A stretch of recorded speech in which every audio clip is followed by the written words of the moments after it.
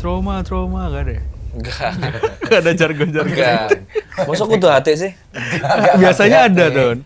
Biasanya ada kan kayak ceriwis yo wis gitu. Ini kan trauma. Ya apa gitu harusnya ada biar Trauma. Hi. bagus. Enggak deh. Isin gak konsep.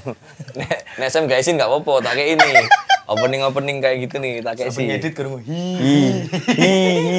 Enggak, maksudnya kan ada itu kan di podcast horor aja kan ada jargon jargonnya gitu. Tapi kenapa banyak orang itu bilang kalau trauma itu podcast ya? Padahal aku nggak pernah bilang nek iki ku podcast loh. Saiki sepengetahuanmu deh. Podcast itu apa? Podcast tuh sebenarnya audio Konten. program aja. Audio konten. Cuma kan jadi yang kenalin kan Steve Jobs kan. Waktu Podcast pas masih pakai iPod kan waktu itu kan. Waktu dia dapat kerjaan. Aduh. Steve Jobs. Ya dapat job. Steve Jobs lagi dapat job. Dulu Steve homeless dia. Asal gak disuruh niup ya. Beda job. Ya itu dari zamannya iPod. Turunan kontennya iPod selain musik ya. Ya. Casting, ngobrol. Awalnya dari situ, cuma kan turunannya jadi banyak. Yang ngebuat video pertama kali juga gengnya Spotify kan, lewat si Joe Rogan. Kalau ada videonya dulu ya, setauku itu di YouTube. Di YouTube, formatnya di YouTube. Tapi nggak sebanyak. Kalau di Indonesia, menurutku iku pelopornya tetap Deddy Corbuzier. Di Indonesia? Iya, gara-gara dia bikin podcast, studio, terus nge headset, terus nge mic. Jadi semua itu akhirnya podcast sebutnya ya. langsung Iya, ke podcast. Live Sampai akhirnya banyak orang bikin konten cuma di ruangan terus nggak ada mic, itu wis dianggap podcast. Sebenarnya kan kayak dulu masih talk show ya sebutannya ya. Iki aku menurutku bukan podcast, bukan talk show juga, lebih ke program aja. Konten aja. Ngobrol aja. Iya, ngobrol aja. Aku nggak ngerti, aku nggak pernah menamakan iki podcast. Makanya kalau orang-orang bilang podcastnya Dono sing trauma apik dan lain-lain, ya kok podcast ya gitu. Sebenarnya ya udah konten ngobrol aja kan. Iya. Cuma konten ngobrol tuh nggak punya nama di Indonesia kan. Kalau konten ngobrol kan sebenarnya talk show kan. Talk show terus kayak misalnya Talk show ada leadernya. Iya, ada MC-nya, ada hostnya. Ya ini dia bukan konsepnya. Dia ketakutan juga. Enggak cerita juga. Tapi kamu pas nang trauma itu 2 tahun lalu gak sih, Bri? Ya. 2 tahun lalu, 2021. Kantor CS toh? Iya. 2001. Janji berarti umur trauma iki suwi, Cuk. Itu enggak awal-awal loh. Aku ngikut pas udah keberapa. Sama aku ngikutin berapa kali tuh yang sama temenmu yang kayak Bulbasaur namanya, yang gede banget itu loh. Siapa ya? Kebo ya itu. Oh iya. Kayak Bulbasaur sebelum jadi Venusaur yang gede banget kan dia. Duduknya juga sama kan gitu. Itu yang di pinggir jalan kalau nggak salah, Don. Kamu ngonten trauma di pinggir jalan atau di kayak di trotoar gitu deh kalau nggak salah. Itu juga lucu banget tuh. Juga serem banget tuh anjing. Sama yang aku nonton sama istriku. Yang ada penampakan. Walalala anjing itu anjing tuh. Nang Twitterku ya wis akeh sing iki kok sing ngasih kayak pujian kayak konten podcast horor paling enak dinikmati sekarang jatuh kepada traumanya Dono Pradana ngono iku. Cuman kan pikirku nandi ae kono. Kak 2 tahun wingi. Tapi ya wis lah, aku kan juga ngonten nggak nyari duit di konten gini ya. Aku cuma karena aku seneng aja kan. Tapi kalau ini di convert jadi audio only, akan kekejar nggak sama produksimu? Produktivitasnya kejar nggak? Kekejar. Ya gampang banget sebenarnya. Cuman kan kalau misalkan cuma audio doang kan sudah ada mendoan, jadi males. Maksudnya males. Udah punya podcast ini kayak nggak mau kayak Pras gitu loh. Pras Teguh kan udah ada PWK, sudah ada konten yang Minang-Minangan tuh, Pasar Padang. Belum lagi dia jadi host konten podcast musik juga, banyak banget. Image-nya itu loh, capek Pak. Dan jadi otaknya juga capek sih. Iya makanya salut banget sama Pras kalau misalkan sampai bisa punya banyak podcast gitu. Jadinya bingung karakternya apa nih gitu. Karakternya Trauma. Aku dulu punya podcast horor, podcast PNS namanya, podcast ngomongin sipil, podcast ngomongin setan. Sipilnya tetap. Iya. Podcast ngomongin setan. Horornya di ini ya gajinya ya. Podcast ngomongin setan itu turunan dari konten sama Muslim waktu itu sebelum ke MLI. Fix Serem sebelum di MLI. Nah, serunya konten horor ngobrol gitu, banyak interaksi sama orang yang jadi pendengar. Nangkep gak sih? Jadi kita ngelempar nih cerita apa segala macam, karena kan aku cuma berdua doang waktu itu kan. Jadi dengerin ceritanya orang. Kayak ada yang pernah kesurupan tapi dia ngelihat dia kesurupan gitu. Jadi dianya di luar nih, anjing gue kesurupan nih gitu. Dianya nggak di badannya gitu. Ya. Ngelihat dia kesurupan, terus kayak misalnya punya keluarga yang tukang bisikin orang mati biar mati gitu. Tahu. Ada omongan-omongan. Jadi di Jawa pernah ada orang ini nih yang pernah ngirim surat, kakeknya sampai nggak berhasil diturunin ke bapaknya. Kakeknya tukang yang udah mati. Jadi misalnya udah koma panjang, manggil kakeknya tuh, biar ini dipamitin sekalian biar habis. Itu di Jawa sana ada yang kayak gitu. Interaksinya sama mereka, serunya audio tok gitu ya, karena nggak butuh banyak tim, nggak butuh banyak kru, nggak butuh banyak investasi. Gitu. Ada timbal balik. Nah kalau kayak konten horor tok kan, ya udah seru-seruannya sama host tok kan. Kalau lagi dapet seru ya seru, tempatnya bagus. Kalau lagi nggak dapet tempat bagus ya udah. Saya mau gitu yang mikirin horornya di mana gitu. Nek nang Trauma iki ya, sing paling tak senengi adalah vibe cangkruk Iya. Itu yang tak jual. Makanya aku nggak terpatok harus di studio terus si narsum kayak kudu berbahasa Indonesia terus sampai harus menjelaskan kata per kata yang bagus sampai seserem mungkin. Senatural ngobrol ngono ya. Enggak. Tapi aku tuh terpapar sama konten masnya. Dia ngoleksi pusaka kan. Iya. Aku terpapar tuh. Masih harus dimandiin gak sih yang kayak gitu tuh? Dimandiin tujuannya ambil levoy apa ambil ambil gift ambil hadiah. Si Rehan iki kerjaannya adalah host di channel salah satu channel yang bergerak di bidang budaya gitu lah. Biasanya kita bahas tentang pusaka, terutama paling sering di keris biasanya. Mana mungkin atau yang keris? Iya keris ya, terus keris. Ada pedang Turki yang gitu-gitu loh. Jadi nggak cuma dari Indonesia. Iya. Ada pedang yang bumerang aborigin ngono kan. Nggak tahu deh kalau itu ya, nggak tahu ya. Cuma waktu itu pas dibuka pedangnya belok gitu loh, nggak yang lurus. Aku pernah lihat warna biru apa warna putih. Timur Tengah pasti gitu. Beda-beda sama yang. Aku pernah terpapar itu. Gokil. Sering Mas. Adi nang embong ngono ngomong, "Mas boleh minta foto nggak? Saya seneng sama keris." Ya foto ambek keris aja ambek aku maksudku. Ini mau foto ambek aku. Sing enggak ono mek iki ya, celurit gangster kan enggak ono. Tapi ono di Madura celurit sing untuk pusaka. Ya tapi serius, bukan yang gangster bukan yang sekarang. Tapi bentar, aku punya pertanyaan deh. Karena di keluargaku mbahku nurunin hal itu satu peti pusaka yang isinya keris, terus ada ikat pinggang, terus ada belangkon, sama baju adat gitulah. Itu satu paket tuh, yang fungsinya jadi satu kesatuan, walaupun makhluk yang di dalam situ beda kepercayaannya kita gitu.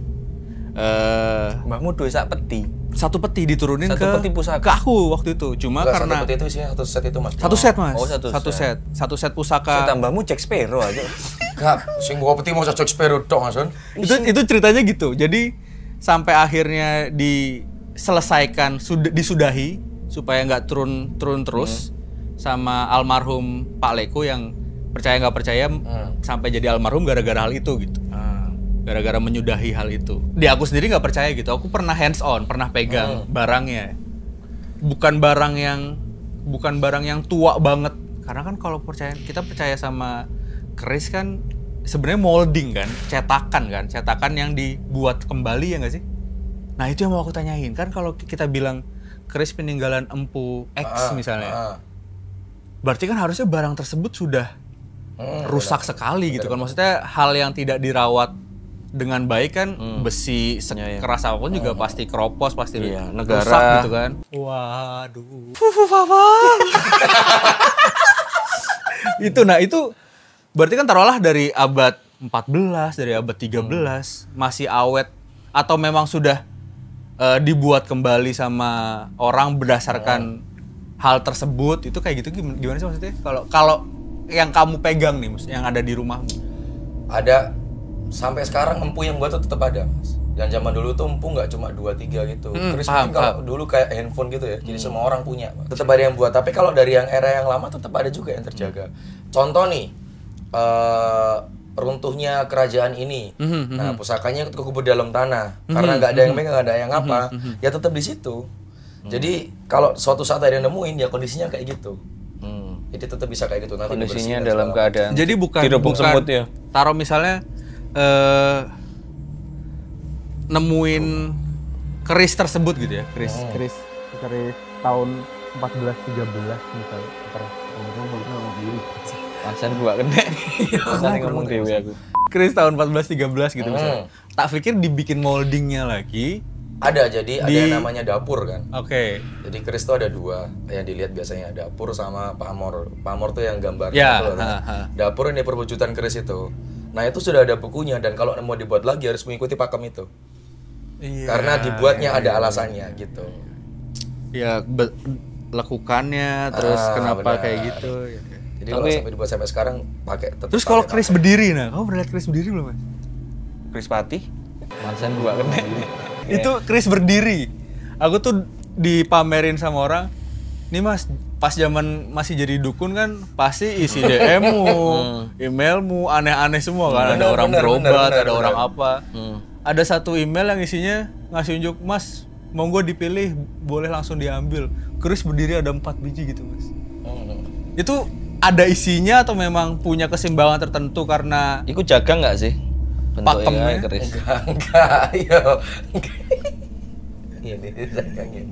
Enggak, tapi itu ya yang murni dari ini aja, keseimbangan aja. Iya, sebenarnya keseimbangan. Soalnya kalau udah pernah ada prodi diisi, sampai sekarang ada prodinya. Isi Surakarta itu ada prodinya, senjata tradisional dan keris. Ada program studinya. Ada, channelku biayai 4 orang loh di situ. Tapi keren loh itu. Ada sketsanya sampai saiki. Tapi nek apa jenenge ngomong tentang sing kerjaanmu iku. Iku kan ono kaitannya ambek hal mistis. Emang pernah ono kejadian mistis enggak? Pas kamu live dodolan atau mungkin pas semua pekerjaan udah selesai, tiba-tiba koyo pusakae geter dhewe ngono iku. Kalau di pusakane di keris enggak ya, tapi lingkungan sekitar iya. Karena soalnya iki pernah, Bre. Jadi aku duwe Pak D. Bukan, dia enggak yang sama Justin Bieber. Bukan. Dia enggak Pak Dedi. Bukan pusaka, tapi wayang. Waduh, seru. Jadi dia tuh kolektor wayang ngono.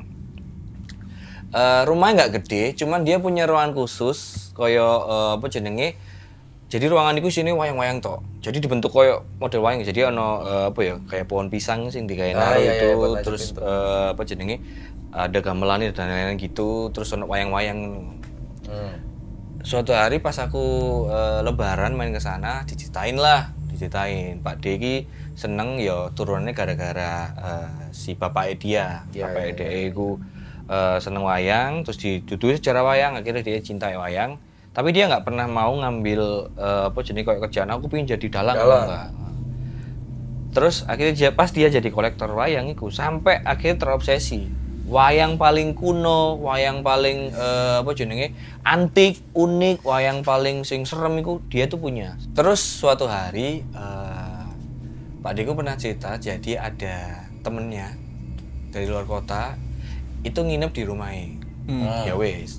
Jadi kebetulan ruangan sing tempat wayangi iki nang kene, jadi sampingnya pas itu ruang tamu. Ruang kamar buat tamu. Anjing merinding bangsat. Ruang kamar buat tamu. Si wayang di ruang tamu itu bikin merinding loh. Sebelumnya di ruang tamu memang ada wayang gitu, wayang biasa. Tapi si tamu ini nggak tahu kalau samping kamarnya itu adalah ruangan untuk nyimpen wayang itu. Nggak tahu. Main ke situ, terus ngobrol-ngobrol, tidurlah di situ karena besoknya dia harus keluar kota. Pas tengah malam, dia itu kedengaran ada suara kayak duduk.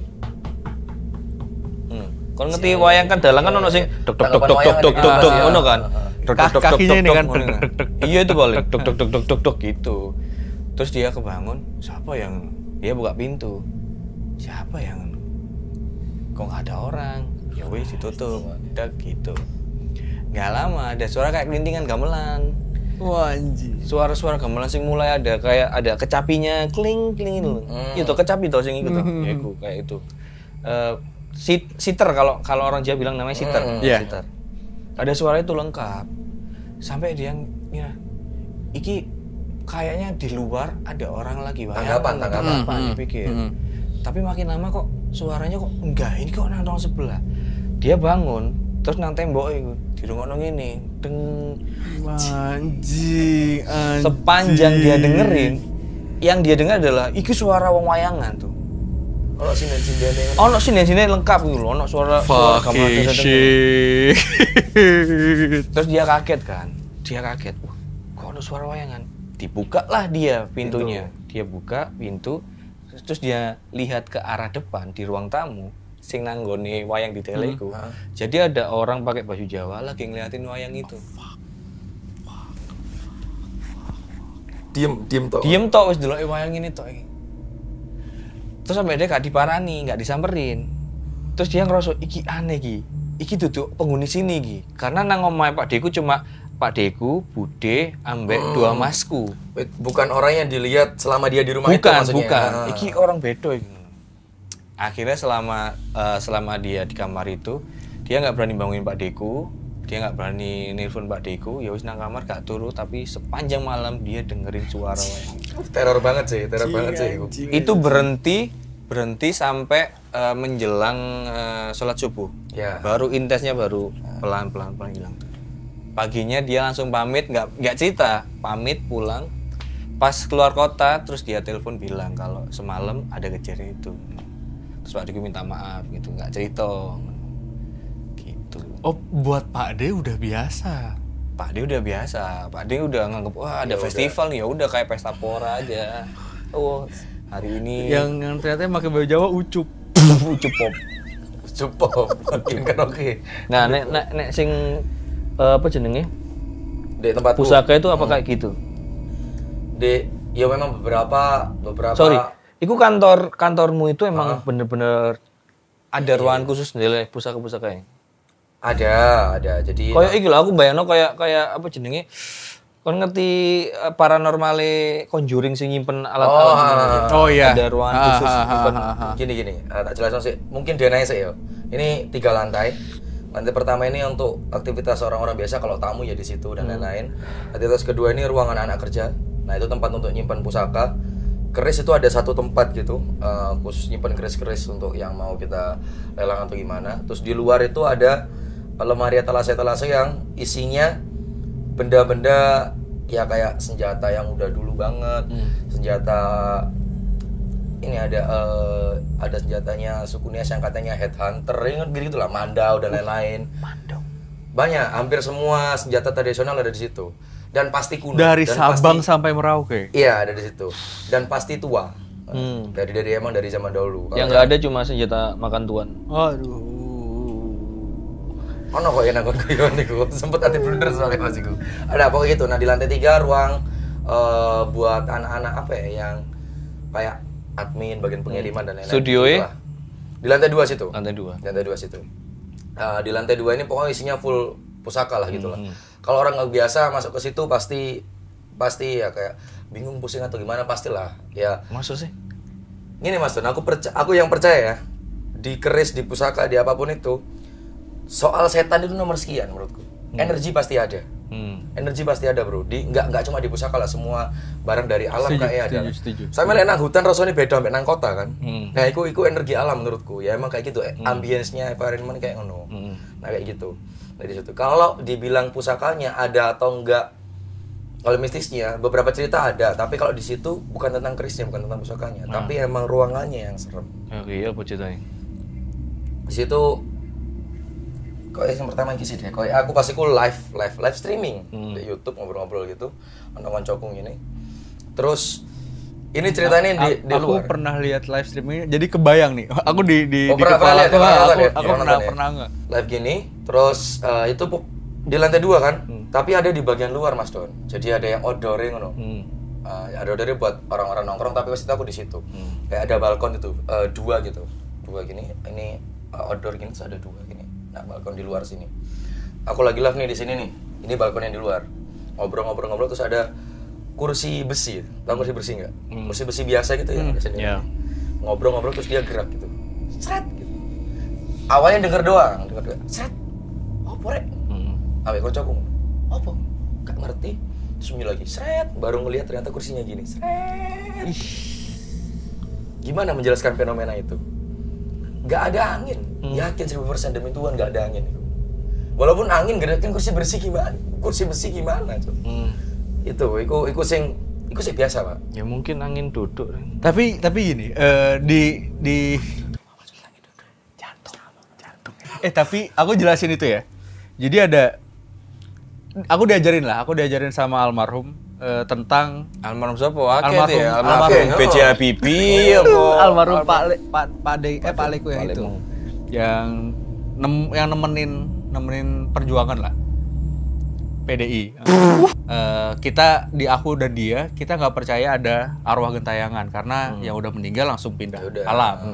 Tapi ada ledakan energi kematian. Misalnya kamu kecelakaan nih di depan hotel. Kecelakaanmu nih berakibat ada ledakan itu. Kematianmu tuh memberikan efek ledakan yang dimana si energinya pindah ke sekitar.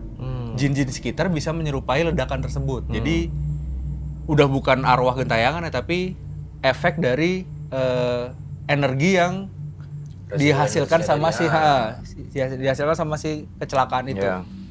Jadi ada yang bisa menyerupai bukan orangnya, tapi si energi yang dibawa sama jin-jin tersebut tuh yang ada mungkin di dalam energi di kerisnya di mananya.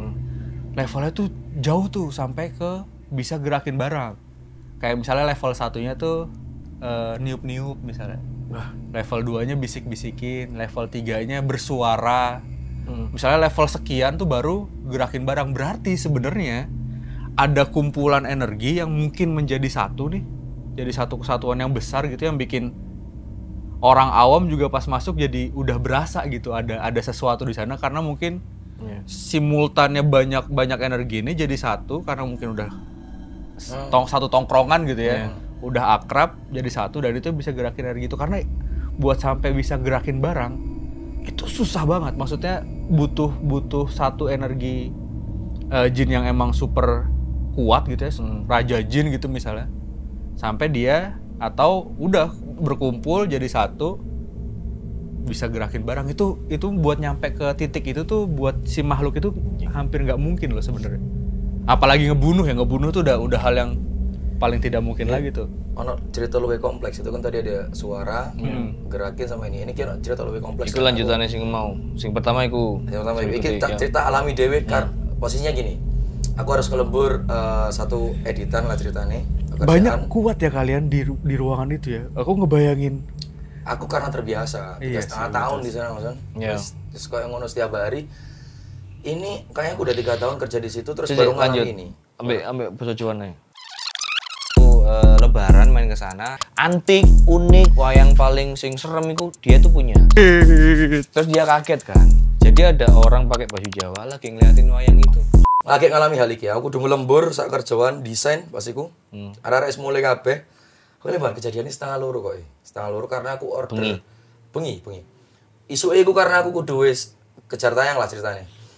Aku 1:30 karena aku pesen manganan jam 1 sampai setengah 2 ya. Pokoknya setelah driver kita kok ngekno panganan, aku kerja. Aku kerja iki di komputer ngene kan. Nah, ujung di sebelah sana ono lorong sing mengarah ke toilet. Iya. Terus di depanku iki meja bar. Kayak arek kopi ta apa. Nah, aku kerja iki. Saya semaru awalnya fokus kerja, jadi nggak dengerin musik nggak apa, fokus kerja karena aku ndang wis ndang mulih. Mari ngono, tekan jeding, kamar mandine ku ngene. Lawang ngene. Lawang koboi ya. Nah, aku kerja ngene, terus nang jeding iku ono swara lawang ngene, dek. Kayak ada yang habis ono suara pokoknya. Nang otakku memproyeksikan iki lawang jeding koyo. Aku langsung yang lewat berarti kan. Apa cok? Tak jarno. Mungkin yo jenenge wong kerja dhewe gak mungkin mikir aneh-aneh karena wis tambah wedi apa cok. Aku kerja maneh. Saya mari terus krungu. Iku kan lawang pintu masuk nih. Terus ono lawang nang ngene kloset. Iya. Iku krungu nutup blek. Enggak cok koyo ono uang iki cok nang kene sih. Ate nggodho aku koyo kancaku. Tak paling aja ding dadek. Kowe enggak ono uang cok. Nah, momen ketika ada balik ini kan dredeg iku Mas.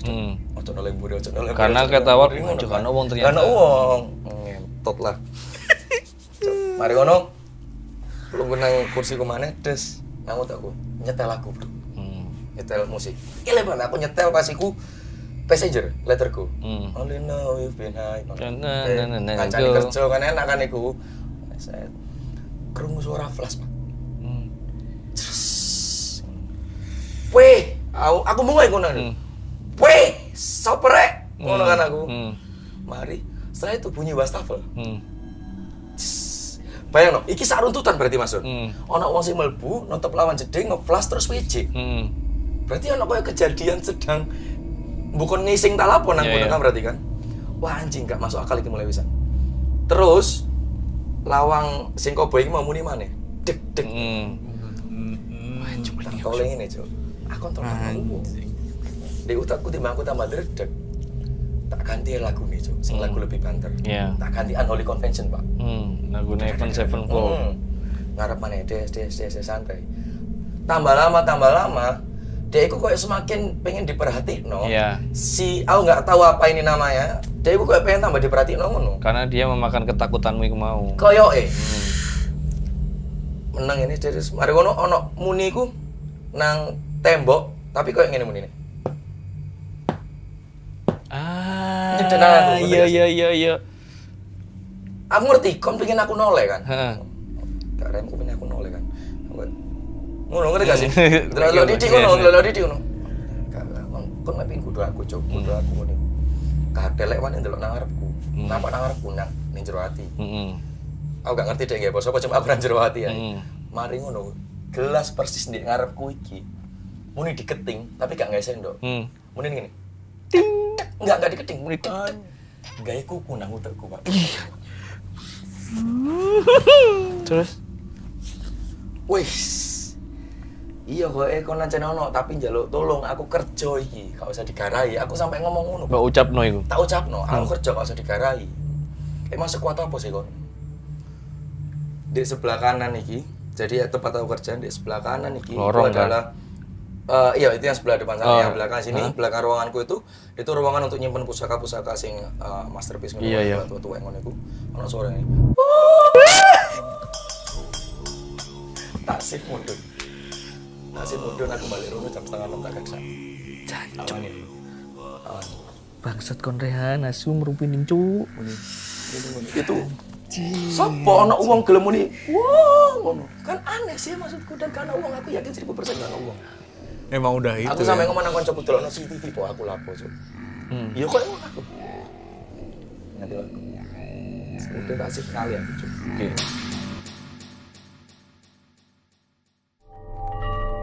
Awalnya aku sama Coki tuh siaran radio. Ya.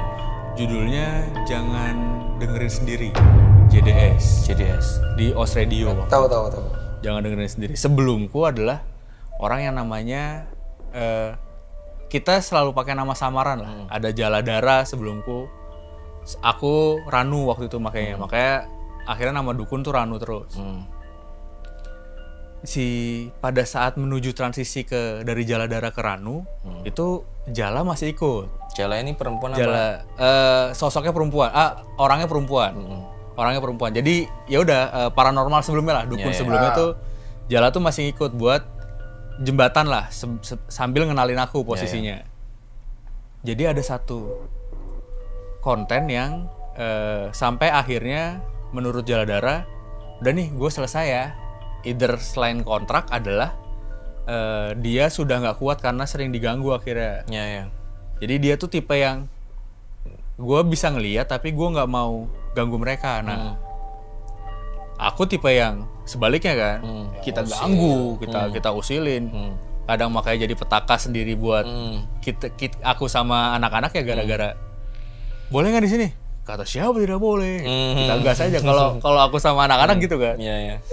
Nah sampai akhirnya Jala tuh nggak suka sama kita lah, kelewatan. Iya, karena sikap itu tadi ya. Karena sikap itu. Tapi sebelum fase transisi ada konten yang wah ini anjing banget. Jadi di Kemayoran di Jakarta itu ada bandara terlantar lah.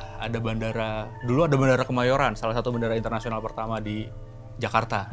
Sebelum ada Tangerang, sebelum ada Halim udah ada. Pokoknya bandara tua lah. Kita tim radio mutusin buat kita siaran di sana yuk. Jadi konsep siaran live. Jadi konsep siarannya adalah kita ngerekam nih konten. Terus udah sambil jalan posisinya dan itu kita lakukan di jam ekspedisi tapi bawa audio. Ekspedisi aja udah ekspedisi. Masih Jala yang nemenin, tapi aku udah mulai ngikut nih. Karena menuju transisi kan. Kebohongan seorang yang bisa gitu ya akan diketahui sama orang yang bisa juga. Kayak misalnya Jaladara ngelihat ini di sini gitu. Aku nggak ngelihat nih. Nah, aku ragu dong kalau kayak gitu kan. Nah, yang dilihat sama Jaladara aku lihat. Ceritanya waktu itu gimana? Jadi buatku orang ini valid gitu. Kayak misalnya ada beberapa seleb konten gitu ya, konten kreator yang pas ketemu yang dia lihat aku nggak lihat. Jadi yang misalnya aku lihat menurut dia nggak lihat. Jadi kadang-kadang kami saling meragukan nih hal-hal kayak gitu. Nah ini yang dilakuin Jaladara, yang dilihat Jaladara, aku lihat kayak misalnya kita ekspedisi ke satu ruangan yang konon dulu adalah peninggalan tempat VIP Bung Karno. Jadi Bung Karno tuh kalau nunggu tuh pasti di ruangan itu. Di ruangan itu ada setup gamelan, ada setup lukisan besar. Saat itu ya, tapi pada saat kita kesana tinggal bekas lukisan gitu. Masih ada bekas lukisannya. Keliling-keliling tuh cerita aja, Jala ngelihat di sini ada apa. Menurut Jala di sini masih ada makhluk ini, masih ada makhluk itu gitu. Sampai akhirnya sistem yang paling menarik, makanya aku tertarik sama Jangan Dengerin Sendiri adalah kita tinggalin audio, kita cabut sejauh mungkin tapi masih bisa ngejagain audionya supaya nggak mati, kalau baterainya habis, kalau dibawa kabur tikus bisa jadi. Seenggaknya kita masih ngeh nih, cuma kita diem aja udah. Kadang cuma ngerokok gitu. Tapi nggak ganggu suara recordnya. Tapi kalian dengerin juga nggak? Atau ditinggal aja? Nggak, tinggal aja. Jadi berarti hasil akhir baru didengerin bareng. Hasil akhirnya yang editor adalah orang yang kita sumpah lah. Lu nggak boleh nambahin, nggak boleh ngedit, nggak boleh apapun. Cuma boleh motong sama nyesuaiin durasi. Udah itu tok bagian dia. Dan dia berani diambil sumpah gitu. Efeknya sama kayak kalau tiba-tiba kayak Sam tiba-tiba ngeliat, Mas ada ini. Dia setiap malam tuh, setiap siang ngeditnya, pasti nemuin anjing gitu. Kadang kita dikirim recordnya, Mas ada yang bagus nih ini di grup kita gitu ya, di grup anak-anak siaran. Jadi aku, Coki, Jala tuh selalu nggak tahu akan ada apa malam itu. Jadi kita dengerinnya pas malam Jumat itu. Kita tinggalin. Jadi proses ninggalin adalah ini ruangan lapang nih. Ada setup beda level sedikit kayak di segini. Yang katanya dulu nih level ini nih. Jadi kita harus ngelangkah tinggi dikit lah. Ada leveling up-nya. Itu katanya dulu setup gamelan. Menurut Jala, aku nggak ngelihat. Jadi yang aku rasain adalah ada energi yang kenceng aja dari arah situ. Cuma Jala ngelihat di situ ada gamelan. Visualnya ada gamelan di situ. Karena aku mengakui bahwa kemampuan Jala Dara di atasku. Dia ngelihat ada gamelan. Jadi masih ada kursi goyang, Mas. Cok. Aku ngelihat sendiri kursi goyang itu. Sama Jala Dara ditaruh di kursi goyang, anjing. Audionya? Audio nih. Audio cuma segini lah. Ditaruh di kursi goyang. Kita tinggal lah, Bang Coki. Kita tinggal nih, set. Ngobrol kita santai-santai lah apa. Aku ada audionya. Pas udah diambil. Pas udah diambil, udah siaran. Sudah tayang sama tim dipotong.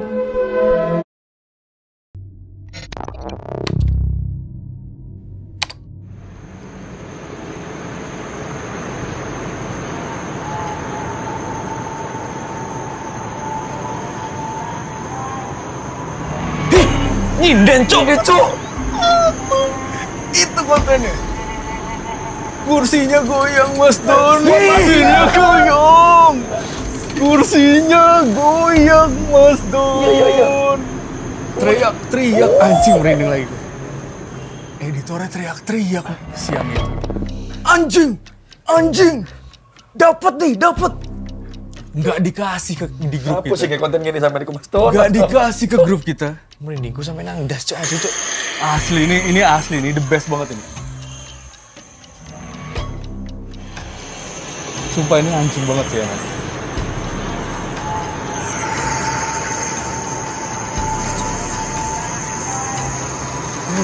Nyinden.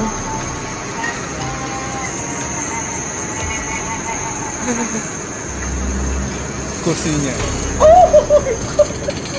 Itu gak sih? Iya, Cok. Kursinya anjing itu.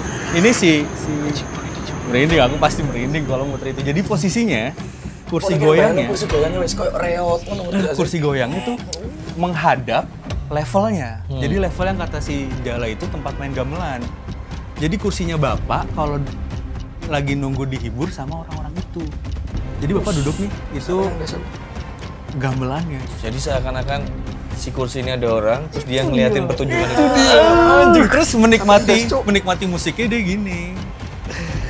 Gitu anjing. Wah, itu malam itu Os Radio peak banget itu.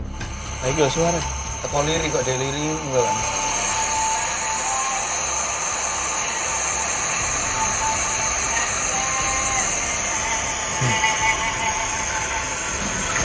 Itu the best sih, itu the best. Lucu.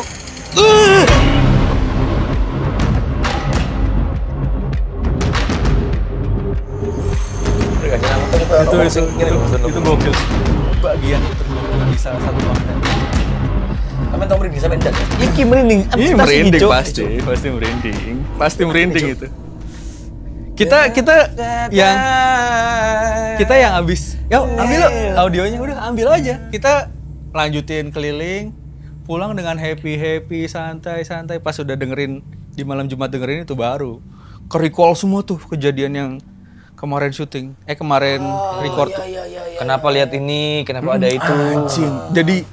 Jadi yang dijelasin sama Jala tuh masuk akal semua. Apa? Gitu. Kata Jala apa waktu itu? Ya udah ini dia kalau nggak salah sempat ngomong gini, ya siapa tahu kita dapat nih orang mainnya.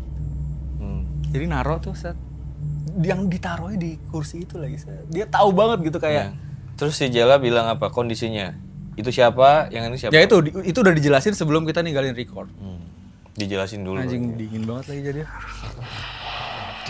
Itu the best tuh, itu the best.